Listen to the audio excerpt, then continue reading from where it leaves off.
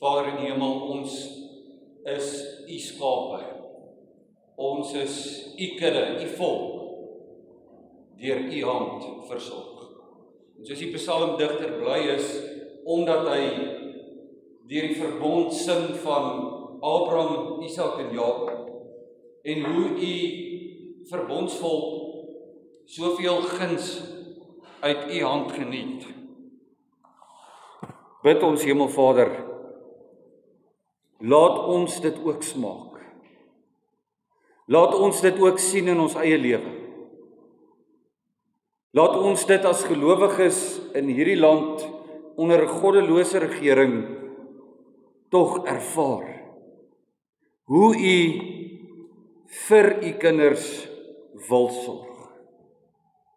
En leer ons wat ons moet leer, Vader, onder so 'n regering. Leer ons om onsself te verloon. Leer ons om op menslike leiers en menslike helde nie meer staat te maak nie. Kruisig ons selfsug en kruisig ons eie trots, sodat ons, soos Paulus kan sê, ek wil in niks anders roem as my koning. Ek het een koning, die koning van alle konings, en sy naam is Jesus die Christus.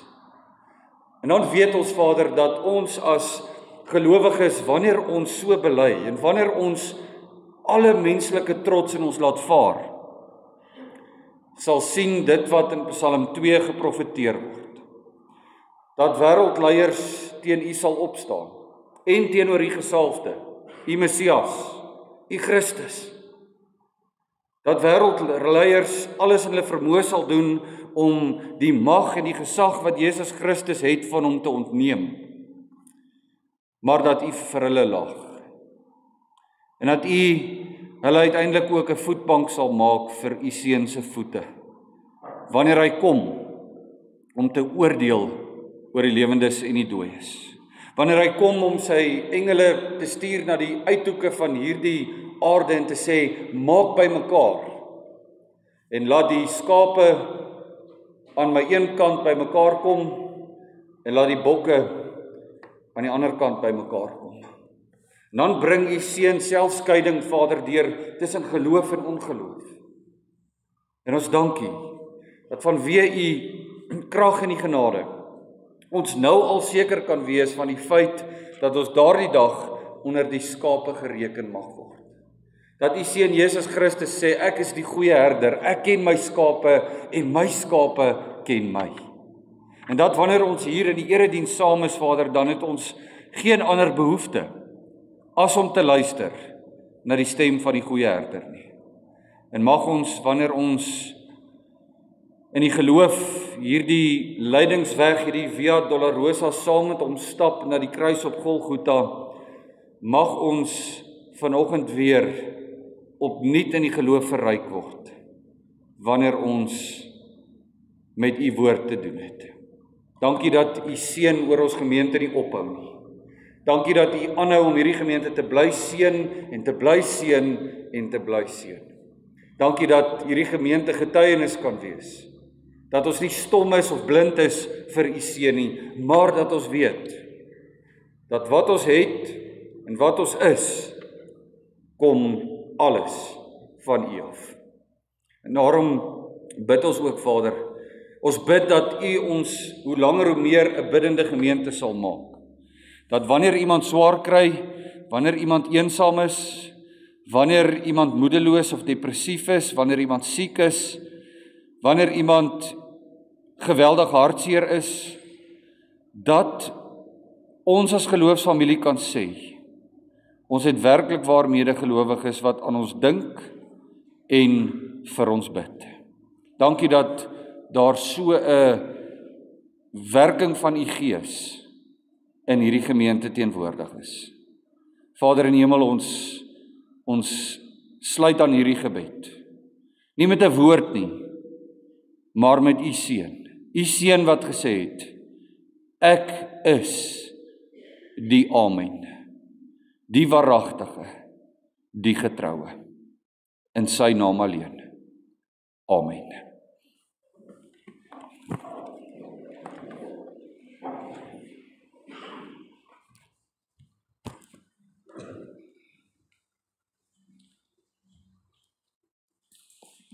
Geliefde kind van God, ons is saam met Jesus Christus in die geloof op die, soos wat hulle dit noem, die Via Dolorosa, die lydingsweg, op pad na Golgotha toe. En laasweek het ons in besonder gesien hoe Jesus ook in die tye van sy lewe, waar dit geen sin maak om aan iemand anders te dink nie, dit wel doen. Simon van Sirene, roep hy nader, trek hy in, maak hy deel van die koninkryk, 'n vreemdeling uit Afrika uit. En nou vanoggend is daar 'n tweede groep mense op hierdie lydingsweg van Jesus Christus, op wie hy 'n impak maak, 'n groep mense oor wie daar baie min gesê word, gepreek word, gedink word, en tog is dit so belangrik om op pad na Golgotha by hierdie groep mense stil te staan. Lukas 23, kom ons lees vers 26 tot 32. En toe hulle hom weglei, neem hulle 'n sekere Simon van Sirene, wat van die veld afgekom het, en sit die kruis op hom, om dit agter Jesus aan te dra. En 'n groot menigte van die volk het hom gevolg, en die vroue wat rou bedryf, en hom beklaag het. Maar Jesus het hom omgedraai en vir hulle gesê, dogters van Jerusalem, moenie oor my ween nie, maar ween oor julleself en oor julle kinders, want daar kom dae, waarin hulle sal sê, gelukkig is die onvrugbares, en die moederskote wat nie gebaar, en die borste wat nie gesoog het nie. Dan sal hulle vir die berge sê, val op ons, en vir die heuwels, bedek ons. Want as hulle dit doen, aan die groen hout, wat sal met die droë hout gebeur? En daar is nog 2 ander kwaaddoeners weggelei, om saam met hom tereggestel te word. Nou geliefde kind van God, hier het ons te doen met 'n tweede groep mense, wie Jesus se pad kruis op sy lydingsweg. Naamlik die vroue wat rou bedryf het en hom beklaag het. Ons het van kleins af het ons die idee, as Jesus op sy lydingsweg is dit hy en hy alleen wat daar loop. Daar was 'n magdom mense wat die lydingsweg saam met hom geloop het, van Gabata, die plek waar Pilatus sy oordeel uitgespreek het, tot op Golgotha, die plek waar hy gekruisig moes word. En weet jy wat is so besonder van Jesus Christus? Hy is sekerlik die eerste en die laaste persoon in die geskiedenis van die wêreld wat sy eie begrafnispreek preek. Maar Jesus hy is die enigste een, en hierdie preek daar op pad na die kruis, oomblikke voor die spykers deur sy hande gaan, dan draai hy om.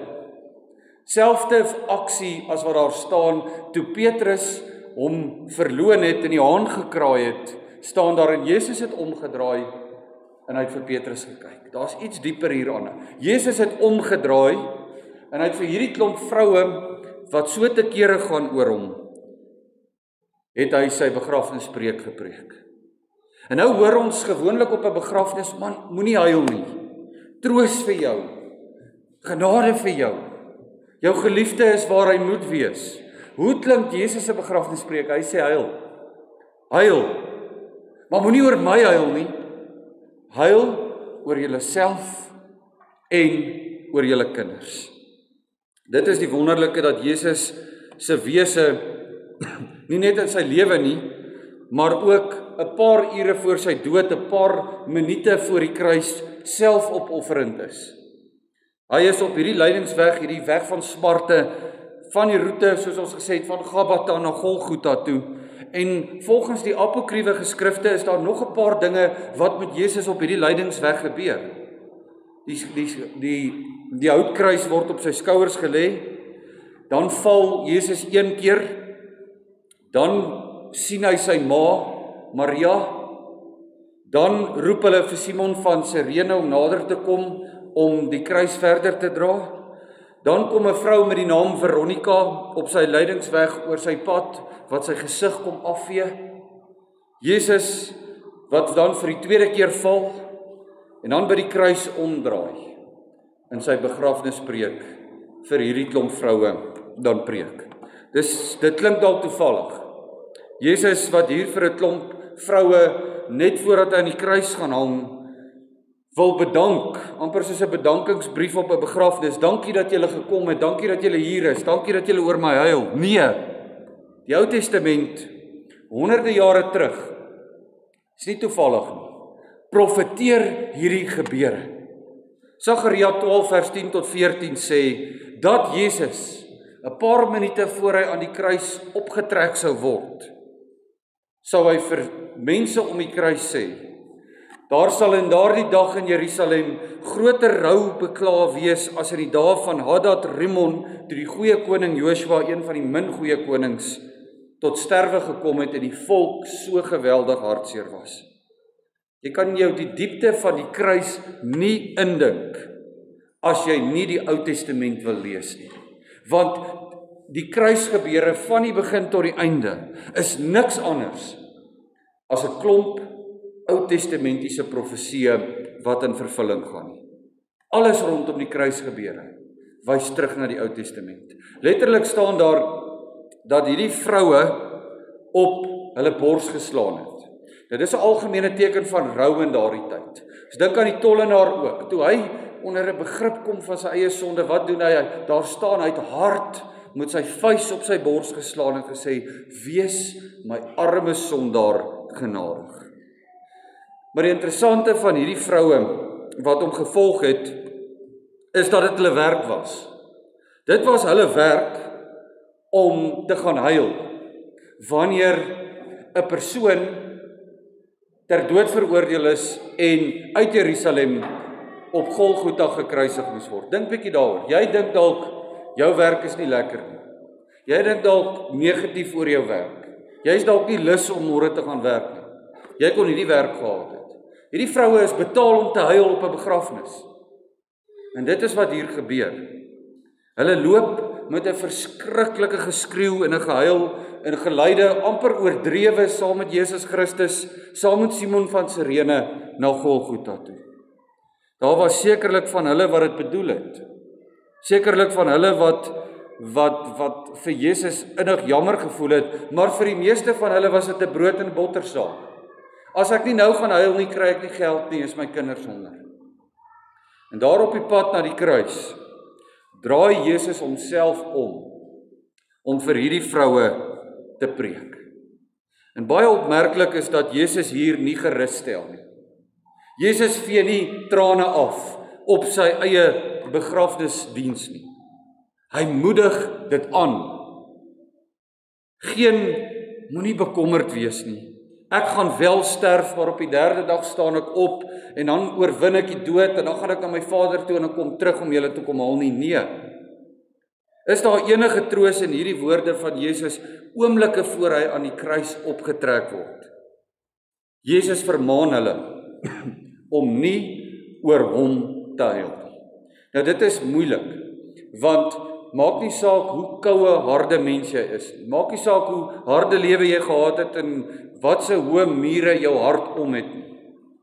As jy die kruisgebeure van Jesus Christus hoor, dan kan dit nie anders as om emosie by jou wakker te maak. Natuurlik moet dit as jou verlosser wat daar hang.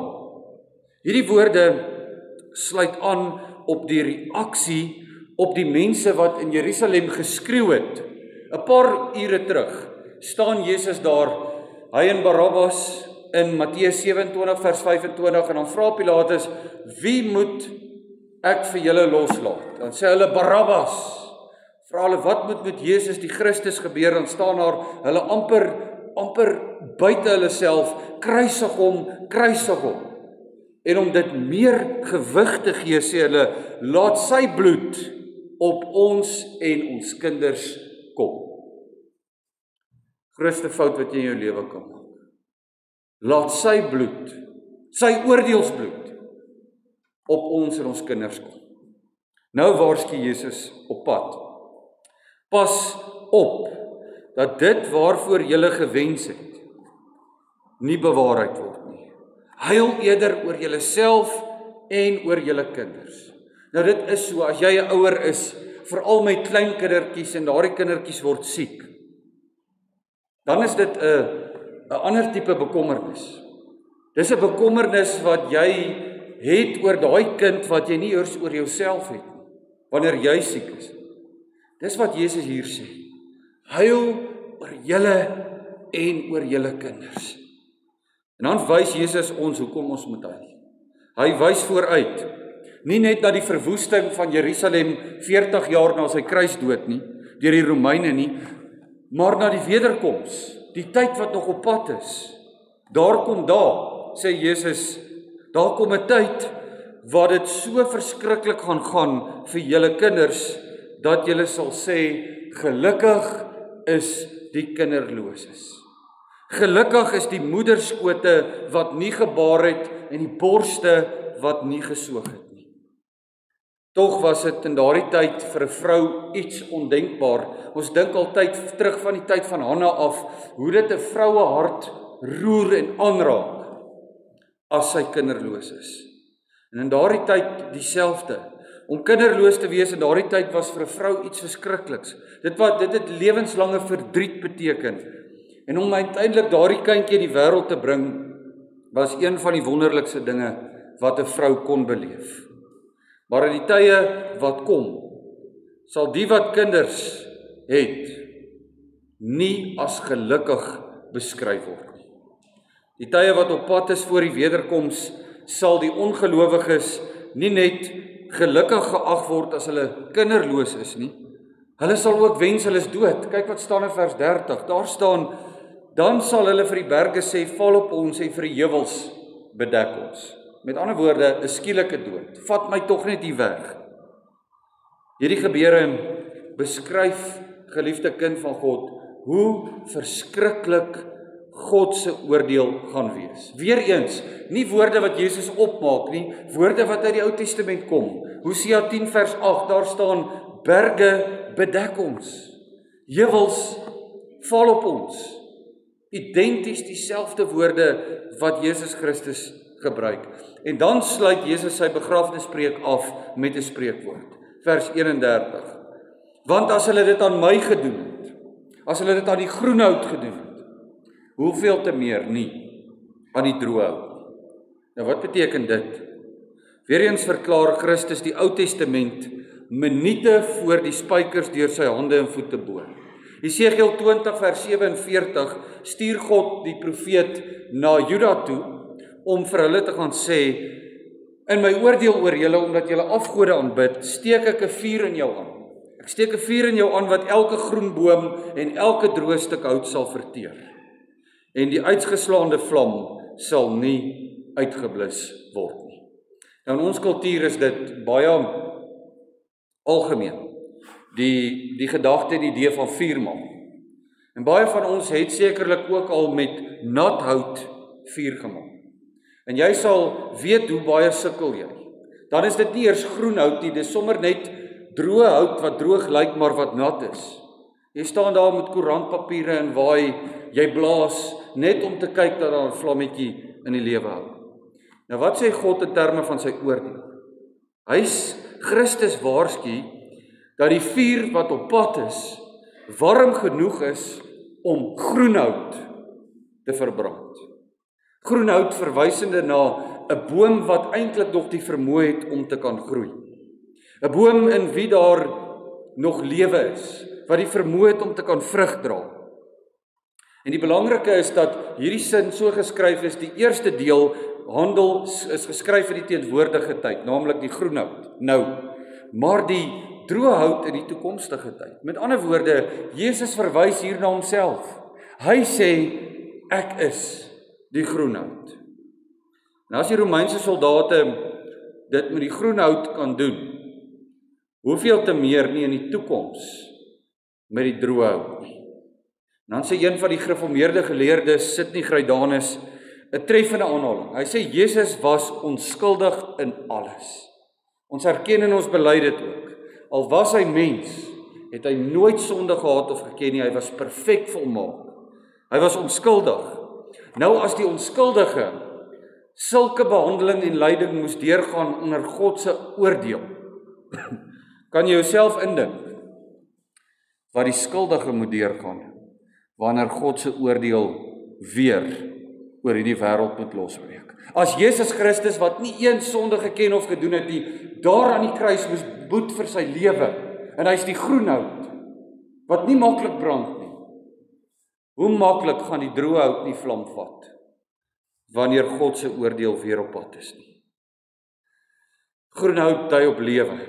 Is nog 'n sonde hout, kan nog vrug dra, maar hierdie groen hout, Jesus Christus, moet die vuuroordeel ondergaan daar aan die kruis, ter wille van ons, sodat ons soos 'n brandhout kan wees wat uit die vuur geruk word, soos die profeet Amos vir ons sê.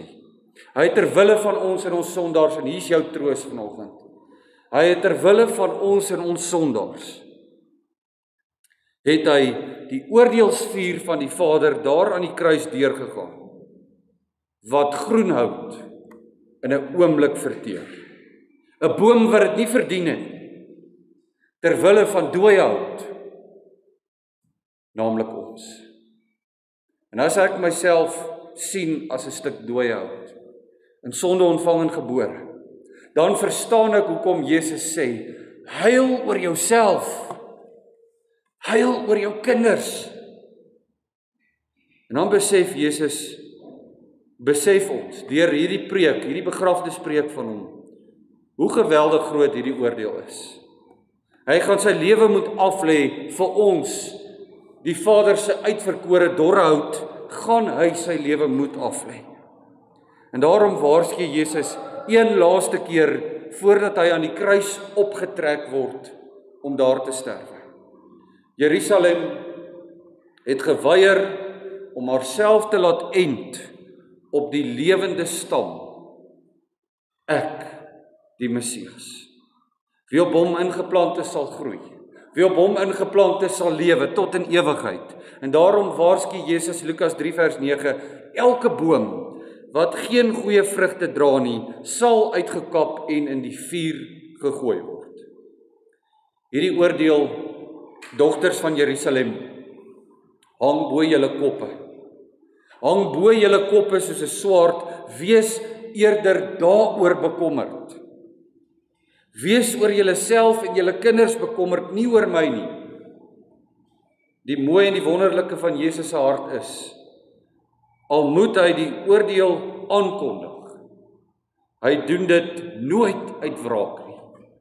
Hy is bekommerd, hy is besorgd, en hy is nie wraakgierig nie. Hy sê selfs, as hy daar aan die kruis hang met sy eerste kruiswoord, sê hy, Vader, vergeef hulle, want hulle weet nie wat hulle doen nie. Dit beteken, stel u oordeel nog net so bietjie uit, dat daar tyd lank genoeg is, dat selfs hierdie mense wat my nou kruisig, tot bekering kan kom. Dat hulle oor hulle self en hulle kinders kan huil, en tot bekering kan kom. En dan preek Petrus 'n paar jaar na Jesus se kruisiging in Handelinge 3 vir dieselfde mense wat geskreeu het, kruisig hom, en hy sê vir hulle, broers, ek weet dat julle dit onwetend gedoen het. En Paulus preek weer 'n paar jaar later vir dieselfde mense in Handelinge 17, dan sê hy, God het aan die tye van onkunde oorgesien, en verkondig nou aan al die mense, oral, dat hulle hul moet bekeer. Jesus sê, bekeer julle, want die koninkryk van die hemele het naby gekom. En nou gee hy genoeg tyd daarvoor. Hy gee genoeg tyd, voordat sy oordeel kom, dat elke uitverkorene tot geloof kan kom. Dit noem 'n mens genade. Uit die geskiedenis is dit vir ons duidelik dat Jerusalem wel deur God geoordeel is. Ongeveer 40 jaar na Jesus se kruisdood bars, met alle respek gesê, alle hel in Jerusalem los. In Lukas 23 vers 38 staan daar, Jerusalem, Jerusalem, toe Jesus Jerusalem binnekom, jy wat die profete doodmaak en stenig, wat na jou gestuur is. Hoe dikwels wou ek jou kinders bymekaar maak, soos 'n hen haar kuikens onder haar vlerke bymekaar maak, en julle wou nie. Kyk, julle huis word vir julle woes gelaat. Nou dink vir 'n oomblik daaroor, die kind van 'n ongelowige wat nie met Christus wil vergader nie. Wat sê Christus vir daai klein kindjie? Hy sê vir daai ouer, hy sê, ek wou jou bymekaar maak en jou kinders, soos 'n hen haar kuikens onder haar vlerke bymekaar maak. Maar jy wou nie. Huil oor jouself en jou kinders. Moenie oor my huil nie. As mens die geskiedenisboeke lees hoe hierdie verwoesting in Jerusalem plaasgevind het, dan is dit eintlik werklik hartverskeurend. Daar's 'n geskiedskrywer met die naam van Flavius Josephus. Hy skryf, die stad is eers beleer, Jerusalem, en daarom is die mense in Jerusalem uitgehonger. Geen water, geen kos het die stad byna gekom nie. Die mense het van die hongersnood begin doodgaan. Mense het mekaar begin eet. Mense het binne in die hongeroogies van hulle kindertjies ingekyk, terwyl daardie kindertjies sê, papa, mamma, ek is honger, en hulle kon niks daaraan doen nie. Tog profeteer Jesus nie net oor hierdie gebeure nie. Hy profeteer oor die groot oordeelsdag wat op pad is. Want dit is ook wat hy hier in gedagte het. Want nog soos 'n swaard oor hierdie wêreld se kop hang, wat nog moet kap. Want vlug sal daar voor die groot oordeel gevlug word. Dieselfde wat Jesus hier sê hy in Matteus 24 as hy oor die wederkoms praat. Wanneer julle hoor van oorlog en die gruwel van verwoesting, dan moet julle vlug uit die stad uit, in die berge, en weet die vroue wat swanger is, en wat nog soog in daardie dae, en bid dat julle vlug nie in die winter, of op die Sabbatdag mag plaasvind nie. Klink verskriklik, maar ons moet bid, dat wanneer God se oordeel oor die wêreld kom en hy ons wil onttrek soos hy Noag onttrek het, sodat hy met die ongelowige kan afreken, bid dat julle nie met klein kindertjies in die winter of op die Sabbat moet vlug nie. En as ons vir 'n oomblik nadink oor waar in hierdie wêreld met sy sonde op pad is, en hoe die vlamme van hierdie oordeel gaan wees, wat selfs nat hout in 'n oogwink kan verteer, wat gaan met die droë hout gebeur? As Jesus Christus die nat hout wat nie een sonde geken of gedoen het nie, deur die Vader daar aan die kruis verteer is, wat dink jy gaan met die droë hout gebeur as hy weer kom? Dit is waarom hierdie ongelowiges roep. Berge val op ons. En dan maak dit sin vir die ongelowige om te sê, gelukkig is die wat in daardie tyd nie kinders het nie. Jesus spreek sy eie begrafnispreek vanoggend persoonlik ook vir jou. Handelinge 17:31 sê duidelik, God het 'n dag bepaal waarop hy die wêreld in geregtigheid sal oordeel. Ons kan nie daarvan loskom nie, maak nie saak wat jy doen of sê nie. Dis 'n ernstige waarskuwing. Maar daar is 'n moontlikheid om aan hierdie oordeel te ontsnap. Hierdie vers sê verder dat God 'n man aangestel het, Handelinge 17:31, in wie se naam ons gered kan word. En hy het ons hiervan verseker deur hom uit die dood uit op te wek. Met ander woorde, Christus se opwekking uit die dood is vandag vir jou 'n versekering. Jy sal nie deur die helle vlam gaan wat die res van die droë hout verteer nie. En die wonderlike troos midde in die oordeel is dat elkeen wat in hom glo, wat op hom ingeplant is, bestand is teen hierdie oordeel. Ons hoef nie daaroor nooit te ondergaan. Want die droë hout, die groen hout, het in my plek, vir my, die stuk droë hout, reeds die vlamme van die hel deurgaan. Dis net Jesus Christus, geliefde kind, wat dit kan regkry. Minute voor sy dood, minute voor sy ergste lyding aan die kruis begin, midde in een van die grootste waarskuwings oor oordeel wat op pad is, so geweldig diep, troos hy ons ook vanoggend. 1 Timoteus 2 vers 4 sê, hy wil hê dat alle mense gered word en tot kennis van die waarheid kom. So Christus se waarskuwing is eintlik vir jou, wat dit hoor, vanoggend genade. Jy kan, soos ons nou gaan sing uit Psalm 48 uit, sy oordeel wat ons verbly. Jy kan bly wees oor sy oordeel. Jy hoef nie bang te wees of sidderend te wees as die ongelowige nie, want jou groenhout het klaar die helle vlam aan die kruis op Golgotha gedra, wat neergedaal het na die hel. En daarom sal daar deur die eeue heen, wanneer daar na die kruis op Golgotha gekyk word, waterige oë wees, emosie wees, hartseer wees. Maar Jesus sê vanoggend vir jou, moenie oor my huil nie, want my oordeel, daardie vlamme hel wat my as groen hout aan die kruis kom brand het, is jou oorwinning. Dit is jou troos.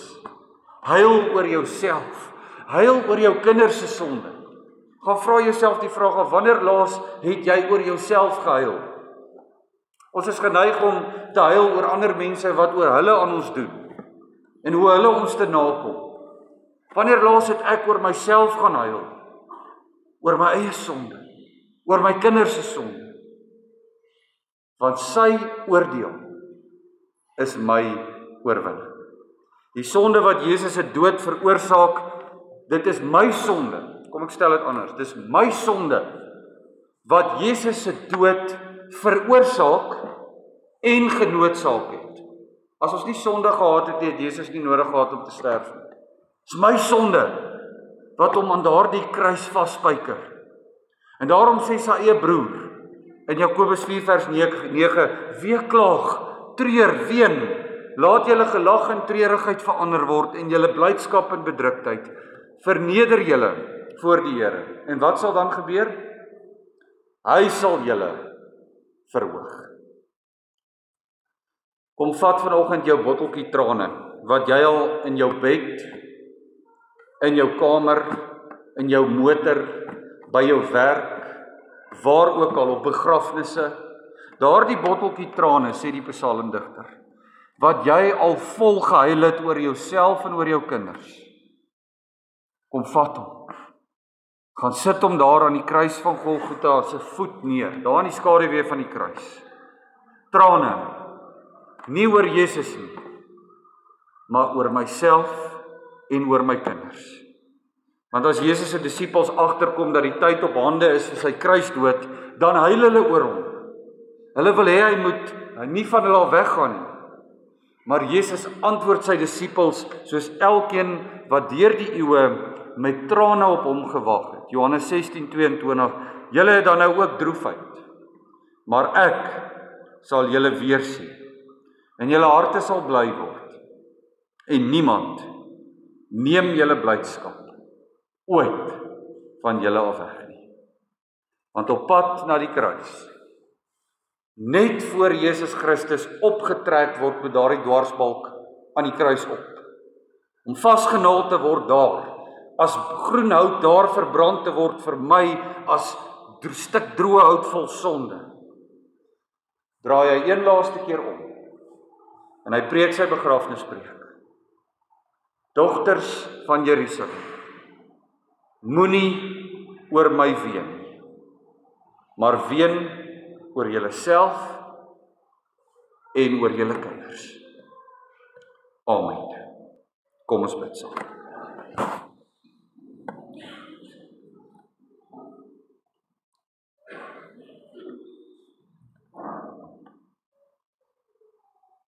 Hemelvader, baie dankie dat daar midde in u oordeel oor u seun die groenhout vir ons vryspraak, geregverdiging kon kom. dat U hom aan daardie vloekhout sonde gemaak het vir ons en in ons plek, en dat dit ons sonde is wat hom daar aan daardie kruis gehou het. En daarom, Vader, is ons vanoggend hartseer. Ons is hartseer oor onsself. Ons is hartseer oor ons kinders.